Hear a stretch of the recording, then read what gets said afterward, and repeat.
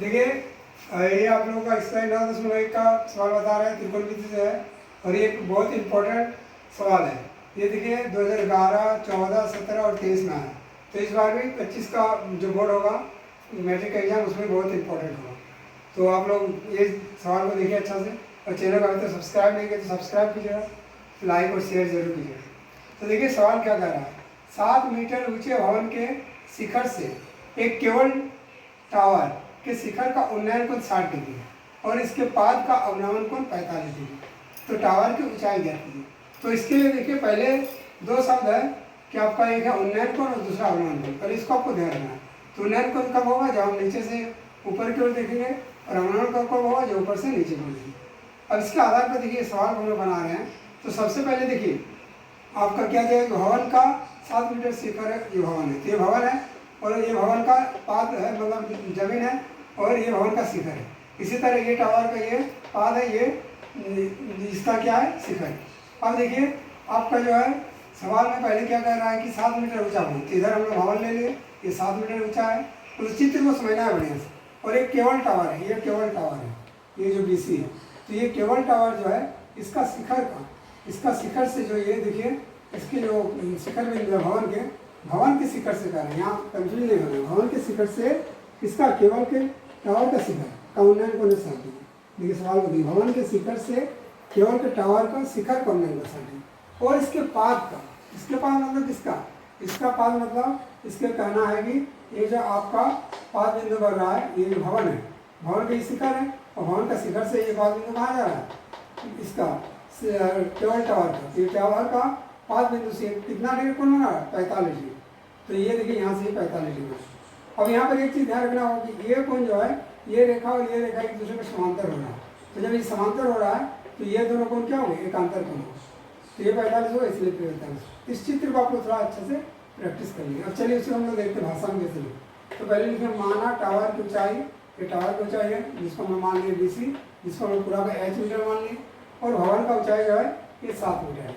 अब देखिए भवन का जो ऊंचाई है 7 मीटर, ये कितना है, इसको बराबर होगा, इसलिए ये AD और B ये दोनों समान होगा 7 मीटर, जो हम आगे उसका उल्लेख किया। आगे देखिए इसका क्या कर रहा है, इसमें लिखा है कि भवन के शिखर, वही और बात को ऊपर के लिखना है। देखिए यहाँ से सिर्फ आपको नीचे लिख देना है, भवन के शिखर से केवल के टावर का शिखर का नंबर 60 डिग्री और पाद का नंबर 45 डिग्री, इस बात को लिखिए।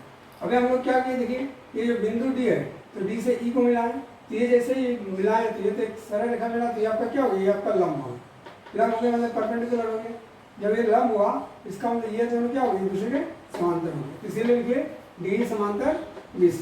अब जब ये समांतर हो गया तो आपका जानते हैं कि ये आपका कौन कौन सा है, EDB, और ये दूसरा DBA, या ABD कहिए और BED कहिए, ABDE, सॉरी यहाँ पर BED नहीं होगा, यहाँ आपका BD ही होगा।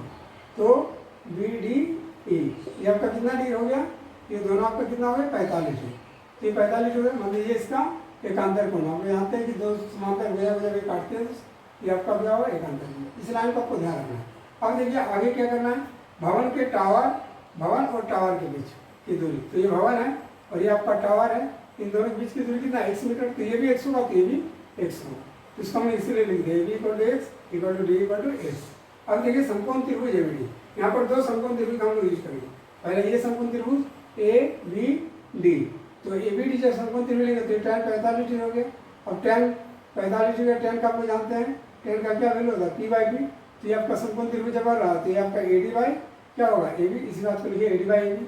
अब tan 45 का मान आप लोग जानते हैं 1 होता है, तो tan 45 की जगह 1 बैठा दीजिए, AD की जगह 7 बैठाएंगे और AB की जगह X बैठाएंगे। अब इसको सरल करेंगे तो X = 7 हो जाएगा। इसको समीकरण नंबर हम लोग 1 लिख देंगे। अब आगे हम लोग क्या करते हैं, समकोण त्रिभुज DEC, अब हम लोग ये वाला त्रिभुज ले रहे हैं, ऊपर वाला DEC। तो DEC जब लेंगे तो tan 60 डिग्री होगा, तो tan 60 डिग्री, फिर इसमें भी आपका EC होगा, P का काम करेगा लंब का, और ये आपका आधार का काम करेगा D, इसीलिए C/D। यहाँ पर एक चीज़ क्लियर कर लीजिएगा, C जो है ये पूरा हम लोग H मान चुका है BC, और ये आपका 7 है तो ये भी 7 होगा इसके बराबर। तो ये वाला पोर्शन क्या होगा, इसी H-7, क्योंकि पूरा H है और इसमें 7 घटा दिए तो ये हो गया H-7। इसीलिए हम लोग जो C है उसके लिए क्या बैठेंगे, H-7। इसको देखिए यहाँ पर हम डिस्क्राइब कर देंगे। अब यहाँ पर देखिए नीचे क्या बचा, D, तो D जो है, D कितना है, ये X है, इसके लिए X बैठा है। अब इसको हम लोग थोड़ा सरल कर दिए तो X√3 = H-7। और एक्स की जगह मान आपका 7 बैठा था क्योंकि एक्स का मान हम लोग 7 निकाल चुके। यहाँ पर आप ऐसे लिख सकते हैं, समीकरण एक से लिख सकते हैं, क्या लिख सकते हैं कि एक्स बराबर 7 रखना है, तो समीकरण एक से लिखिए। समीकरण एक से क्या देगा, एक्स बराबर 7, वही एक्स बराबर 7 के जिस मान को बैठा दिया। अब हम लोग क्या किए, इस 7 को जो है ये -7 को इसको इधर ले आए, +7 हो गया। अब दोनों में 7 को कॉमन ले लिए तो √3 + 1 हो गया। ए एफ का है, ए एफ का निकालना था, टावर की ऊंचाई, ये पूरा टावर की ऊंचाई जो है, तो ये 7 गुना ब्रैकेट में √3 + 1, यहाँ √3 का वैल्यू बैठा सकते हैं, पर यहाँ नहीं बैठाने से भी चलेगा, इसलिए टावर की ऊंचाई कहीं छोड़ सकते हैं। 7 गुना ब्रैकेट में √3 + 1 मीटर, ये आपका आंसर है। इस तरीके से सवाल आपको बन जाएगा। ठीक है।